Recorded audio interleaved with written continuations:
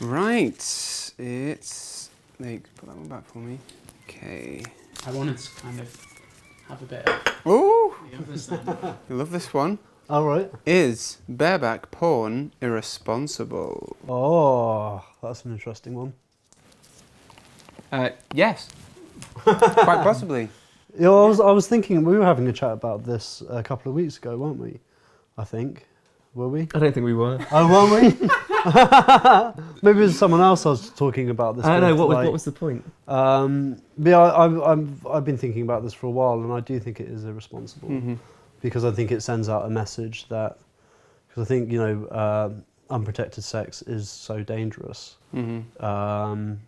With, you know, if it's just casual, that, yeah, I really do think it's sending out the wrong message. Mm-hmm. By default, my answer would be kind of yes, but it kind of also throws up some questions about how impressionable we think people are. Kind of, you know, do people watch bareback porn and then suddenly kind of, you know, throw the cock into someone kind of totally unprotected the next day? Do you know what I mean? So I don't know, because I haven't, and I've watched bareback porn. Do you know what I mean? Yeah. So it's kind of. Yeah, I get totally why there are big questions around what kind of message is being sent out there, but I also think, you know, in arguments like this, you lose a sense of urgency on the part of the consumer. I guess you know, anybody who's in the adult entertainment business just needs to ensure that, you know, they have regular sexual health checks and stuff. I mean, it's their responsibility, isn't it? You know, if everybody who's employed is kind of, you know, regularly checked and they're not having bareback sex outside of that group of performers, so to speak, then it's you know, it's a safe industry to work in. Then it's, you know, it's fine for them to be filming it and doing it that way. But there is so much emphasis on it being the kind of the best porn out there. I think it's marketed definitely like that.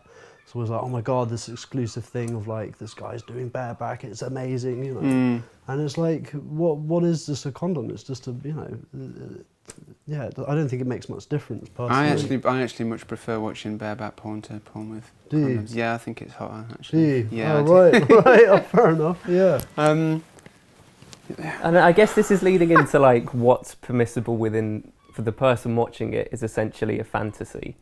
And they're not meant to see it. Hopefully people don't see it as a real life example of sexual intercourse.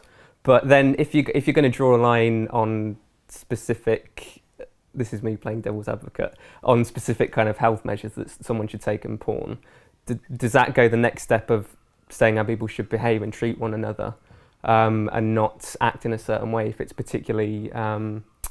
I don't know, particularly kind of, you know, BDSM or being particularly mean or cruel or objectifying to someone else in the porn. I don't know, it kind of escalates from there into lots of things about what's permissible within what's meant to be a fantasy scenario. Yeah, I would agree with that. And I was sort of, I think though, like, when I got the internet when I was like, what, 16, and watching porn then, like, I don't know, it was so much more impressionable back then. And it really did change my mind on my views on sex and everything for quite a few years.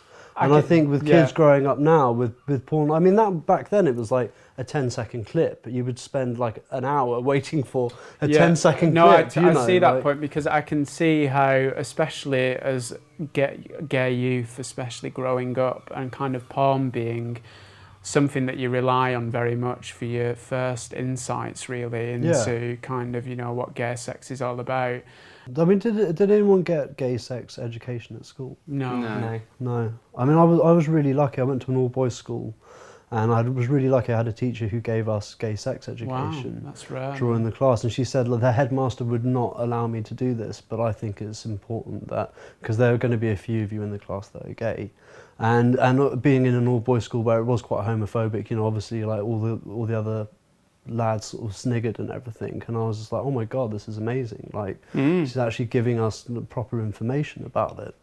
And I felt really privileged to be in that, you know. But I wonder now in schools if there's gay sex education at all, because it is different. It is different. There are things that we need to know. You know. Well, then it's irresponsible if they're just doing bareback. Well, I think I think, yeah, I guess there's that whole kind of, there's the whole supply and demand issue as well, isn't there? Kind of, is it because it's being supplied, is that kind of creating this culture of horniness around kind of bareback porn, or is it coming the other way? Is there kind of a demand from the consumer for that kind of entertainment based on their own kind of sexual experience? Because, you know, I like fucking bareback, you know what I mean? It's kind of, but with, you know, my partner of a long-term partner, I suppose, and it's risky business, isn't it? When you start, you know, I wouldn't be putting it out there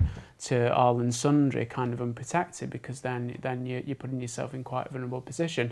I think it becomes really difficult to moralise, I think, when you're looking at this question of agency and around whether we're just kind of these cultural dupes that sit there and we just consume what's kind of given to us, and then the responsibility therefore is on behalf of those producing the porn to create these lovely kind of sanitary little scenarios that teach us kind of good values. You know, or is it kind of the other way around? I wonder what the effect of, like, with porn being so freely available now, and I wonder what effect that's having on people, just generally. Like, I don't know. I think, like, the internet's quite consuming, and you know, you're already hearing lots of stories about people having, like, apps to kind of regulate their internet use. They're only allowed to use the internet for an hour, or they're only allowed to, you know, check Facebook like 2 times a day, and then it shuts down. I think it's probably having a really negative effect on people, to be honest with you. Yeah? Yeah, absolutely. Yeah. The abundance of that kind of material on the internet is not going to be sort of enriching anybody's life in any way. It's going to be taking them further and further away from what's good about themselves and taking them somewhere that's probably not very healthy. Yeah. I think a lot of people can just, you know, develop addictions with pornography. It's the same as other things, so it's it's certainly not a good thing that there is such a, but it's a massive industry, and it's always been a big industry. It's sex. I mean, I from my personal point, like, I when I went through a stage of having casual relationships and being single for a long time, porn was quite appealing, and now I'm in a relationship and a loving relationship. Actually, I look at porn very differently. And I think it's quite interesting. How do you look at porn now that you're in a loving relationship? It just doesn't have the same effect anymore. I see a lot of porn and I just think, oh, actually, I don't want to see that, you know, like, and it all just seems quite plastic and quite fake and quite. So it's interesting that you say that, because I think that ties back into the question, which is about maybe it depends where you're at in life in terms of how you're reading and what you're taking away from porn. Yeah. So the bareback question, you know, kind of, I think the question's quite a moralising one, I think, whether it's wrong or right, and whether it's wrong based on, you know, a moral kind of position.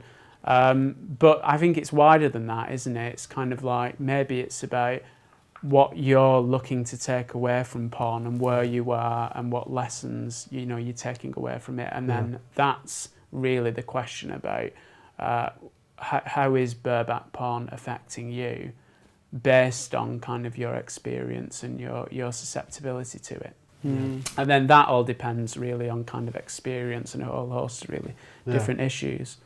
It's an interesting question. I'm a bit more undecided as I was going into this, but yeah.